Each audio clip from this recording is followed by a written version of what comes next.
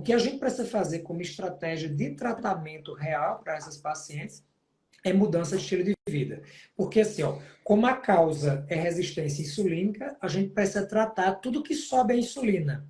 E é muito interessante, Leda, porque até para trazer, extrapolando o assunto de SOP, porque resistência insulínica é uma pandemia. Grande parte das pessoas que têm obesidade, síndrome metabólica, diabetes e SOP, todas elas começaram com resistência insulínica. Então, às vezes, são nomes diferentes para a mesma doença. Né? Você começa a ter a resistência insulínica mais um detalhe é diabetes. A resistência insulínica mais uma alteração é síndrome metabólica. A resistência insulínica mais gordura visceral e peso aumentado é obesidade. E aí a gente precisa entender qual é essa relação. Toda vez que você come algum carboidrato ou açúcar, você tem um pico de glicose no seu sangue. E a glicose é utilizada como a principal fonte de energia do nosso organismo. É super importante que a gente se alimente bem e que você tenha elevação da glicose para fornecer energia. A insulina é como se fosse o porteiro. Então, esse porteiro diz o seguinte: tem açúcar no sangue? Se tem açúcar no sangue, você está me dando energia. Então, eu tenho que usar aquilo dentro da célula para produzir energia. Então, a insulina abre essa porta, a glicose entra dentro dela e fecha. Qual é o grande problema? Na hora que você abre a glicose, que você come aqui algum carboidrato ou açúcar, você sobe a glicose, o pâncreas sobe a insulina muito mais alto do que subiu a glicose. Então, o porteiro ele tem uma ação maior. Você abriu a célula, a glicose entra. Quando o porteiro vai começar a fechar o portão, você come de novo. Outro carboidrato, outro açúcar. Então, café da manhã, um pãozinho aqui, pego um pão com requeijão. Deu um pico de açúcar aqui no corpo, eu subo a minha insulina. Quando a insulina vai baixando 2, 3 horas depois, que a glicose já baixou no sangue, a gente diz, está na hora de fazer um lanche. Vou comer aqui um biscoitinho recheado. Outro pico de açúcar. A insulina, que nem normalizou, ela sobe ainda mais para colocar o açúcar dentro da célula. Então, esse padrão de excesso de açúcar, excesso de carboidrato, vai gerando um excesso de insulina, como se fosse um porteiro que, ao invés de fechar e abrir o portão, porque só tem um carro para entrar no prédio, se tem uma frota com 30 carros, ele vai deixar o portão aberto. E aí, no momento inicial, você começa a ter uma entrada de açúcar muito grande. E aí já pega muita gente boa, porque o primeiro sinal de que a insulina está ruim é que o açúcar começa a ficar baixo demais no sangue. Ou seja, o porteiro está deixando o portão aberto o tempo inteiro. E aí tem muita gente boa que olha a glicose assim, 70, diz, você está ótimo, sua glicose está bem baixinha. Mas glicose baixinha demais quer dizer que a insulina está alta demais. Então já é um sinal de alerta. E aí, daqui a pouco, olha como é interessante, que a gente não pode interpretar os exames só pelo número que ele representa. Você tem que entender qual é a representação daquele nível para o que você entende de contexto da doença. E aí você começa, ó, açúcar normal, insulina normal. Daqui a pouco, açúcar baixo e insulina alto. Já começou a ter algum grau de resistência insulínica. Daqui a pouco, o pâncreas cansa tanto de produzir insulina que a insulina começa a cair e a glicose começa a subir. Aí começa a pré-diabetes, e quanto mais isso vai caindo, o diabetes chega. Então, é um contínuo da mesma doença. Se você não muda os fatores de risco, ou seja, esse padrão alimentar, a gente sabe que pessoas que têm hernia dentária, né, olha que outra informação importante, o tecido muscular, especialmente da musculatura de quadríceps, de membro inferior, é quem tem mais receptor para a insulina. Então, se a gente imaginar que a insulina é uma chave, quem tem mais fechadura para essa chave é tecido muscular. Então, fazer atividade física, especialmente treinos de resistência, que ajuda a construir massa muscular, dá mais fechadura para a sua chave. Então, não adianta você ter um chaveiro com 50 chaves para uma única porta. Agora, você tem 50 chaves para 50 portas, funciona bem direitinho, cada chave abrindo sua porta. Então, a gente precisa, E nesse qual contexto... seria, então, o exercício ideal? Então, depende muito do padrão, mas o treino de hipertrofia é um dos padrões, do padrão ouro tratamento, que você precisa construir massa muscular. Mas, por exemplo, para uma paciente que tem sobrepeso e obesidade, a gente tem que intercalar um pouco, porque os treinos aeróbicos, e tem um treino específico para quem tem ovário policístico, que chama HIIT, que vem do inglês, High Intensity Interval Training. É o treino intervalado de alta intensidade. O que é isso?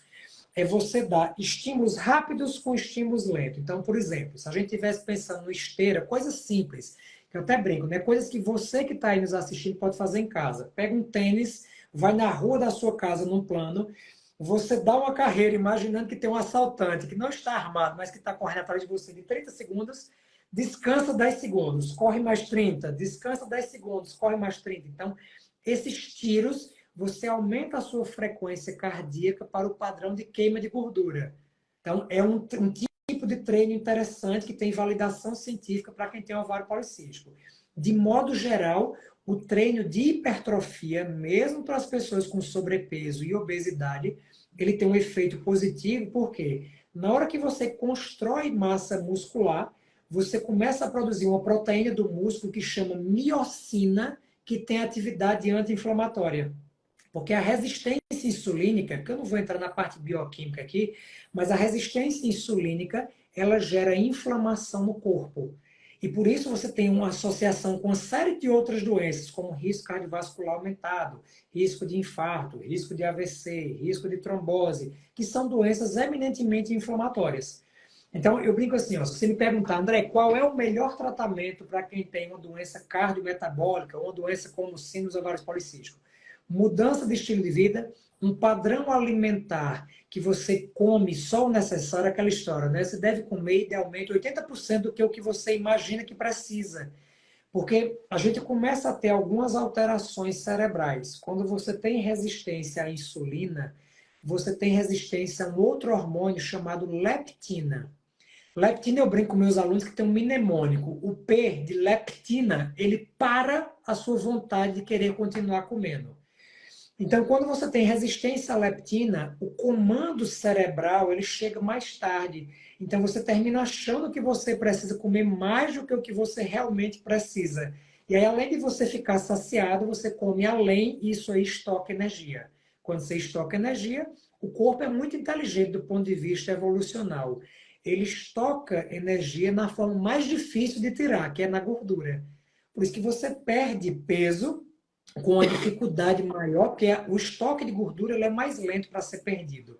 E toda vez que você tem insulina alta, o corpo entende o seguinte: você está querendo que eu estoque energia, você está me dando mais do que o que eu preciso. Que aí a gente entra em um outro contexto que seria: você tem fome ou tem vontade de comer, que são coisas diferentes, mas que a gente interpreta igual. Eu queria voltar com você num ponto que você falou. Você disse, quando você toma a pílula 21 dias, você sangra, você não menstrua. Tá bom. E aí, quando é que você menstrua, então? Porque a vida inteira eu tomei pílula.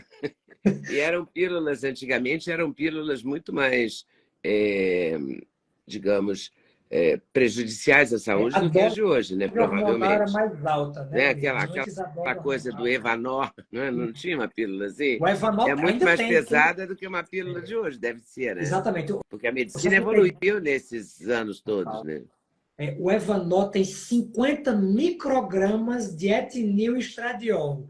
As pílulas hoje têm mais ou menos de 15 a no Olha aí. máximo 35 microgramas, né? A Evanol entra numa categoria que a gente chama de pílulas de alta concentração de estrogênio sintético.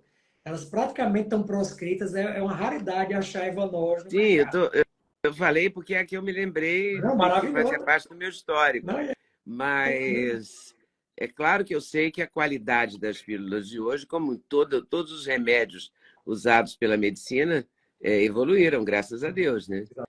Melhoraram de qualidade. Aí a pessoa toma os 21 dias e vai sangrar. Então, quando é que ela vai menstruar efetivamente? Ela só menstrua se ela não estiver usando nenhum hormônio artificial. Se Porque ela assim, ó, estiver usando pílula, ela não menstrua, ela ela nunca sangra. estará menstruando, ela sempre está sangrando. Porque assim, ó, se a gente for. Pode falar. E aquelas pessoas que não menstruam mesmo, que fazem aquele tratamento que o doutor Elzimar Coutinho fazia na Bahia, Tem o ele bloqueio já hormonal, né? tem O bloqueio hormonal, porque às vezes a gente isso. não quer que a Isso ainda mulher se usa menstrue hoje em dia? ainda, porque, por exemplo, a endometriose é uma doença que se agrava quando a mulher tem ciclo menstrual. Então, a gente bloqueia a menstruação nessas pacientes. Na paciente com SOP, o nosso sonho é que ela menstrue, porque a menstruação para ela quer dizer que os hormônios dela estão equilibrados. Oi, pessoal, tudo bem? Passei aqui para avisar que o meu sexteto de suplementos, os queridinhos da Leda, já tem um link especial. Então você compra direto, numa tacada só, o sexteto. Ah, sim, você pode acrescentar colágeno, você pode acrescentar melatonina, tudo depende da sua escolha. Mas dormir bem é o melhor negócio, pode acreditar em mim. Vale conferir com certeza. Gostou do corte que você acabou de ver? Vale a pena conferir com certeza, né? Então vai conferir muitos outros cortes no canal de cortes Leda Nagli. É claro que a entrevista completa você vai conferir no YouTube Leda Nagli, canal Leda Nagli do YouTube, você não pode perder de jeito nenhum. Valeu, tô te esperando, hein? Vem nessa!